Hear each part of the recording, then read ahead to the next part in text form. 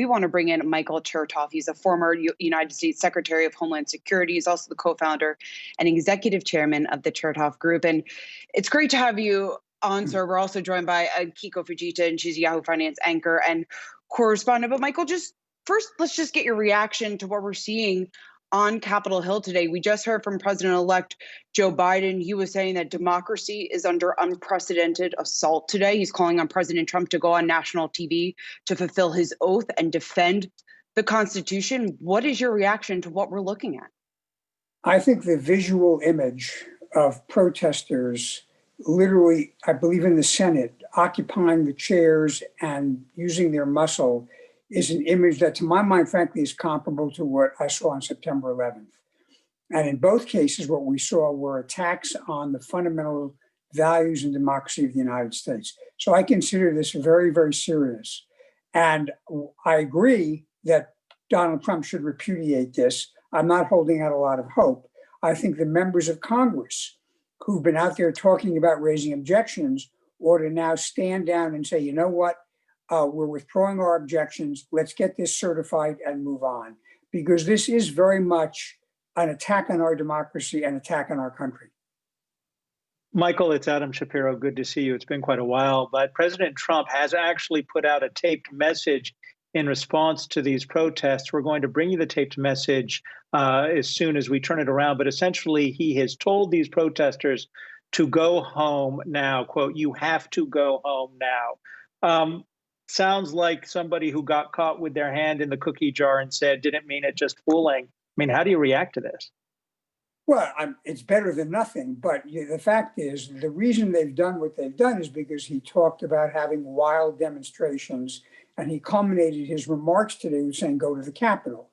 We also have seen over the last weeks threats against public officials, bomb threats, other suggestions of disorder. So it's not as if calling protesters for a wild event, it could have surprised him that this would result in a violent entry into the Capitol.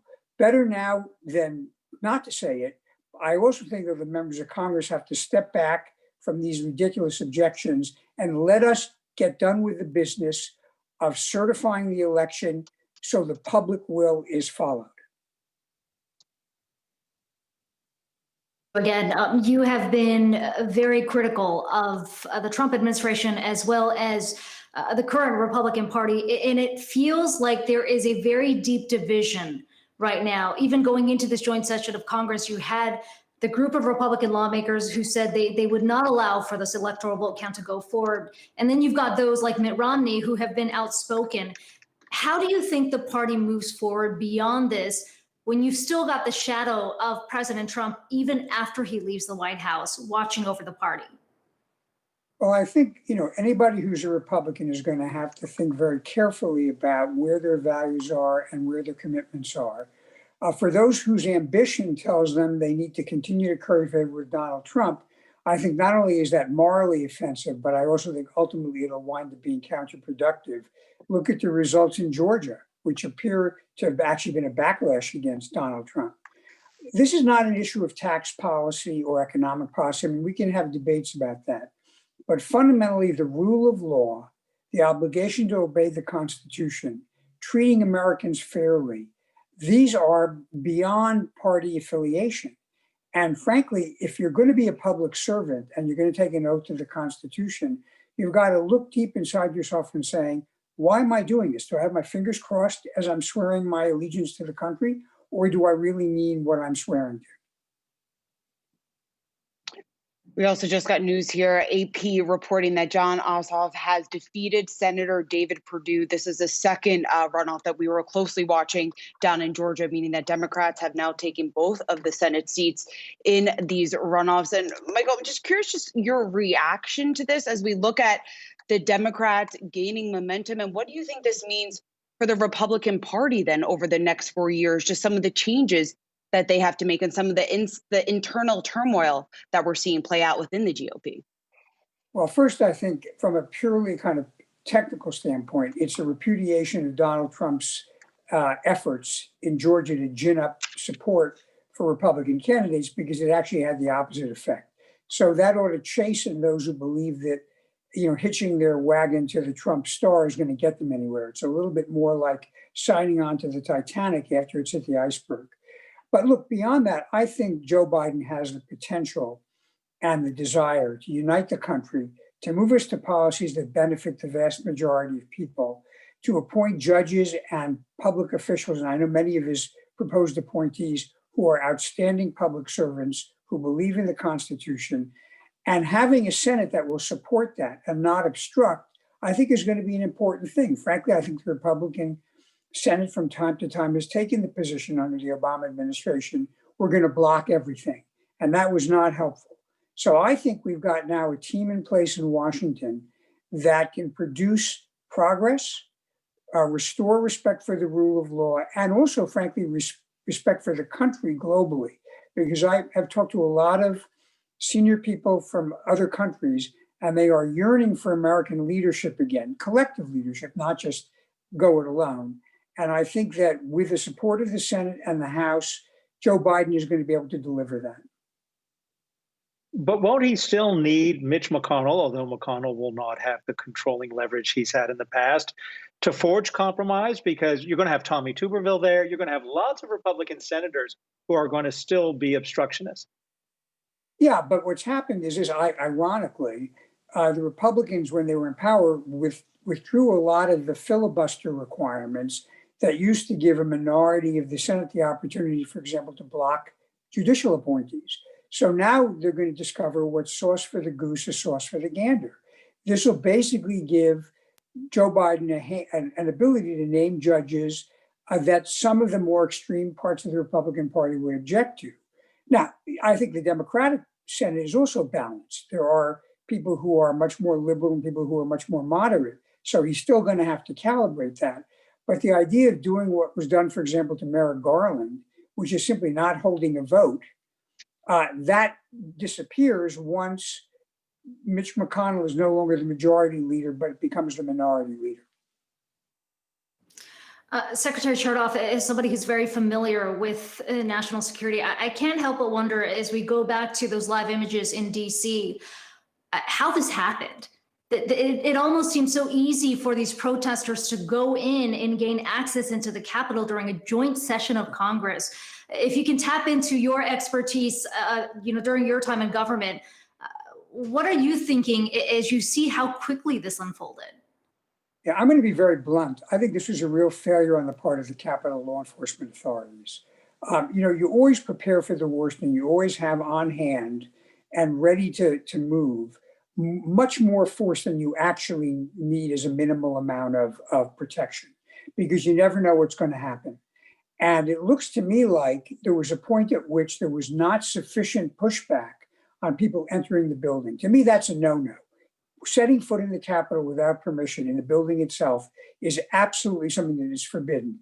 So I think that ultimately, when someone looks back, there'll be a lot of criticism about the failure of the Capitol Police to either bring adequate resources, or if they didn't have them, to request support from other law enforcement authorities and other security authorities. Now, I know the National Guard is now headed to the Capitol, better late than never, but I do think there'll be a hot wash and a look back after things settle down about what we need to do to make sure we're securing our basic institutions of government.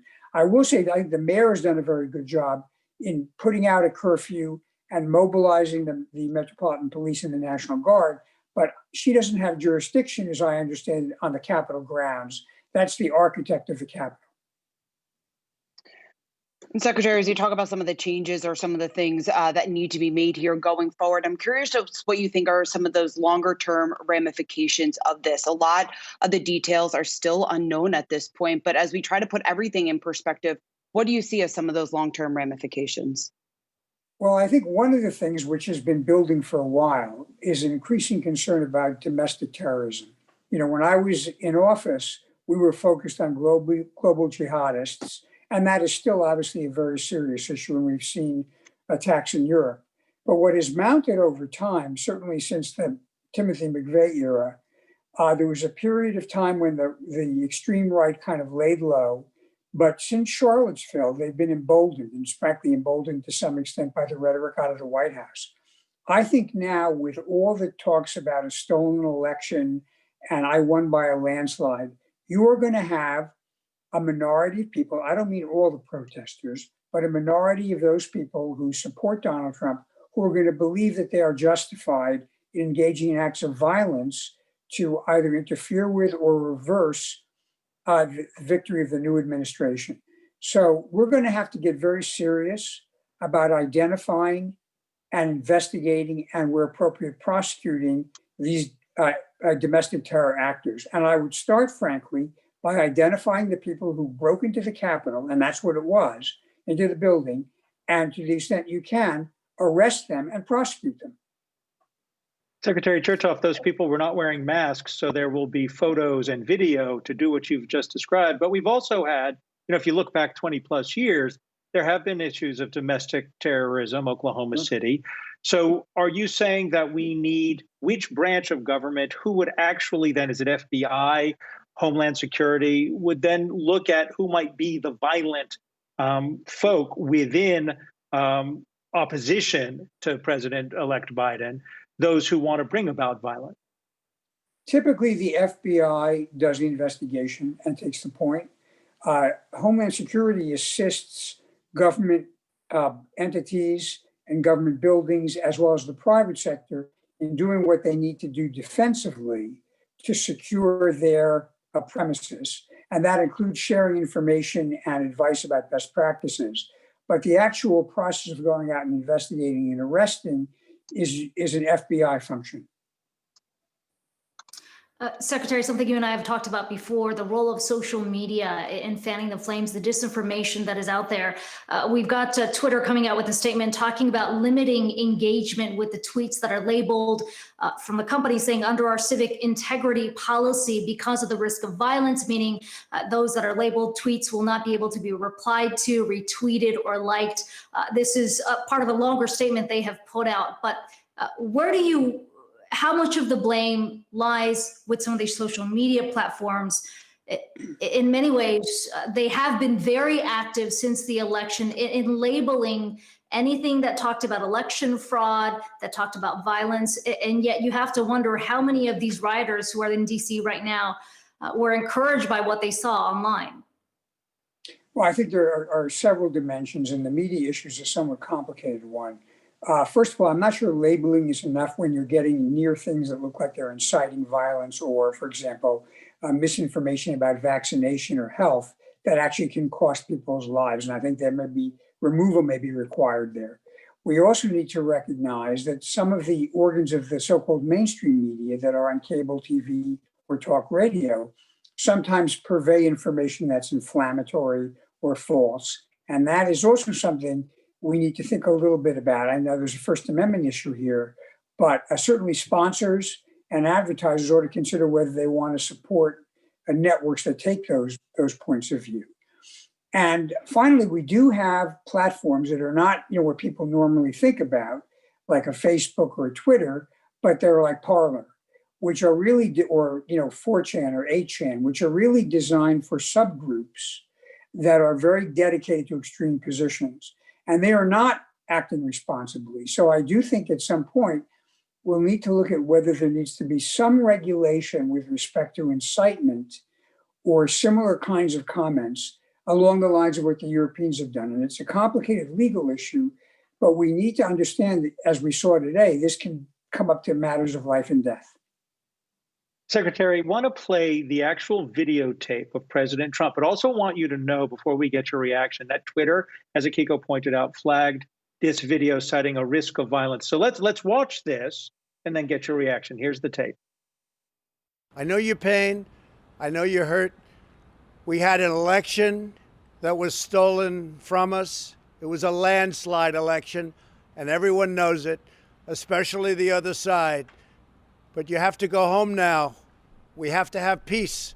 We have to have law and order. We have to respect our great people in law and order. We don't want anybody hurt. It's a very tough period of time. There's never been a time like this where such a thing happened, where they could take it away from all of us, from me, from you, from our country. This was a fraudulent election, but we can't play into the hands of these people. We have to have peace.